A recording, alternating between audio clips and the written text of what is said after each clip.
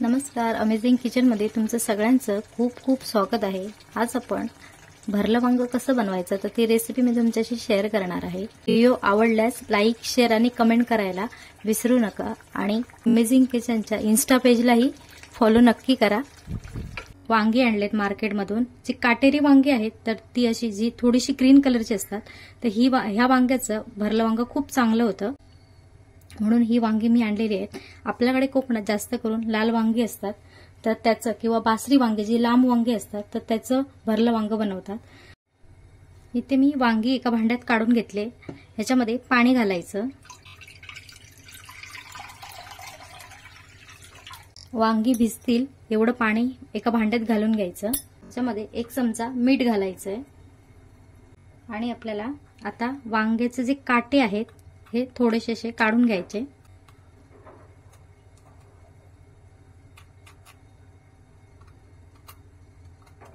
वांगी मी स्वच्छ धुवून घेतलेली आहेत।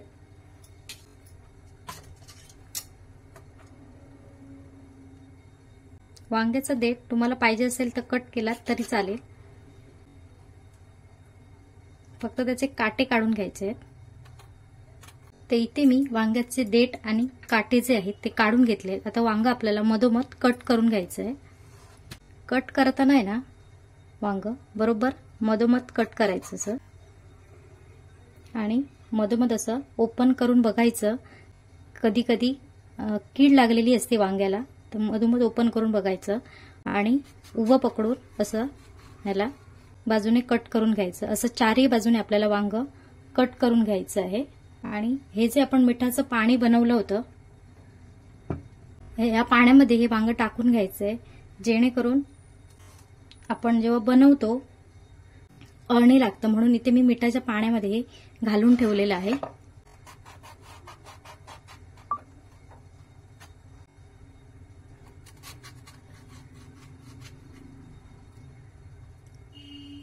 सगळ्यात अगोदर आपल्याला आता मसाला बनवून घ्यायचा आहे।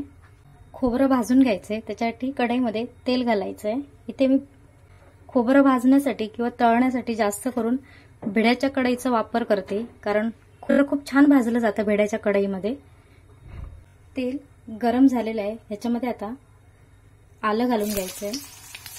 5-6 लसूण पाकळ्या घेतल्या तर त्या पण घालायच्या आहे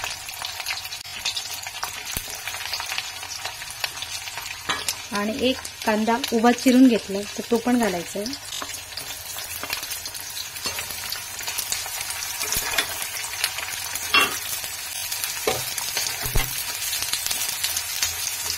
आणि हे सगळं छान असं भाजून घ्यायचं।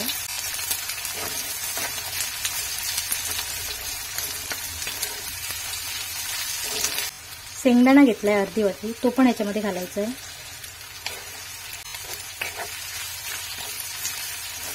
इथे कांदा भाजून झालेला आहे। इथे मी 2 वाटी सुकं खोबरं घेतलंय, ते पण याच्यामध्ये घालायचंय आणि सुकं खोबरं पण छान लालसर असं भाजून घ्यायचंय आपल्याला।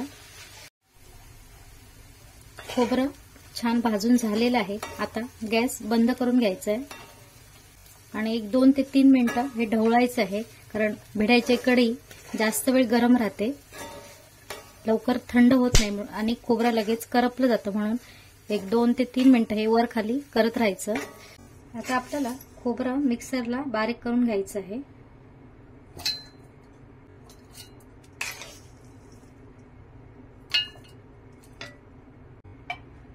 वाटणामध्ये थोडंसं पाणी घालायचं आणि वाटण आपल्याला थोडंसं जाडसर असं लावायचं आहे। तर इथे मी थोडंसं जाडसर असं हे वाटण लावून घेतलेलं आहे। आता हे वाटण या बाउलमध्ये काढून घ्यायचंय।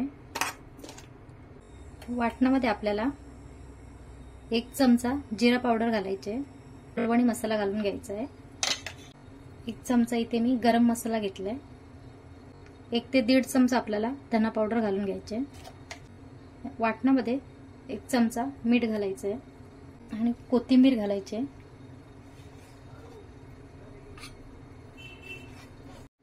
आणि हे सगळं मिक्स करायचंय।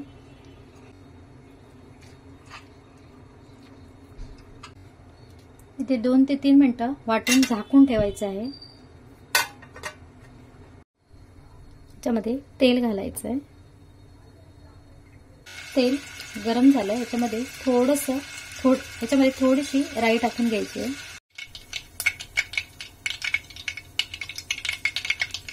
मोठा कांदा कट करून घेतलेला आहे बारीक, तर तो घालायचा याच्यामध्ये. कांदा थोडासा तेलावरती परतवून घ्यायचा.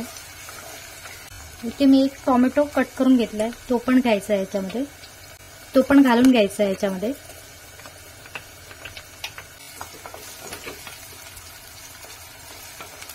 थोडंसं टोमॅटोवर मीठ घालायचं आहे. आता याच्यावर एक 5 मिनिटं झाकण ठेवून घ्यायचं आहे. इथे 5 मिनिटं मी ते झाकण ठेवून घेतलं होतं. वाटण एकदा ढवळून घ्यायचंय. इथे वांगी मी मिठाच्या पाण्यामध्ये ठेवली होती. आता आपल्याला ह्याच्यामध्ये हे जे वाटण आपण बनवलेलं आहे तर ते घालून घ्यायचं आहे.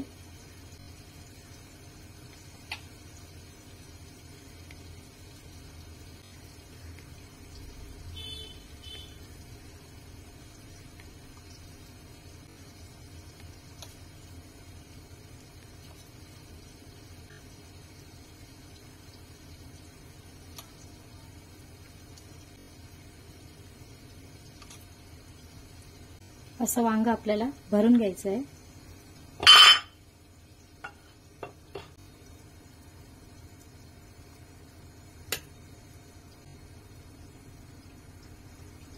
पाच मिनिटं झाली आहेत. आता आपल्याला झाकण काढून घ्यायचं आहे आणि मसाले एकदा ढवळून घ्यायचे. आता याच्यामध्ये आपलं जे राहिलेलं वाटण आहे ते सगळं याच्यामध्ये घालून घ्यायचंय.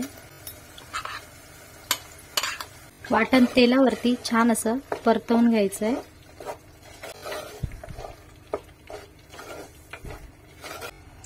थोडंसं याच्यामध्ये पाणी घालून घ्यायचंय.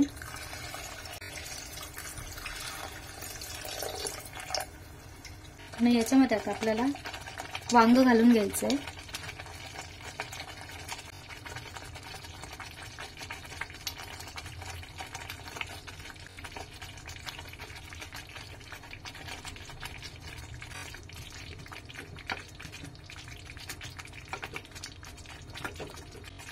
आणि परत आता एक 15 मिनिटं याच्यावर झाकण ठेवून घ्यायचंय.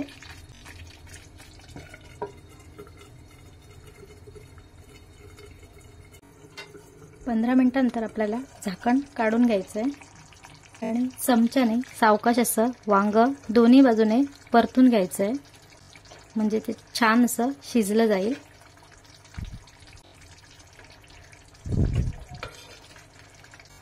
पूर्वीच्या काळी तळ कोकणामध्ये जास्त करून लांब वांगी, म्हणजे ज्याला आम्ही बासरी वांगी बोलतो, तर त्याचं आमच्या आई भरलं वांग बनवायची. ही वांगी बनवून रेडी झाली आहेत. आता आपल्याला गॅस बंद करून घ्यायचा आहे.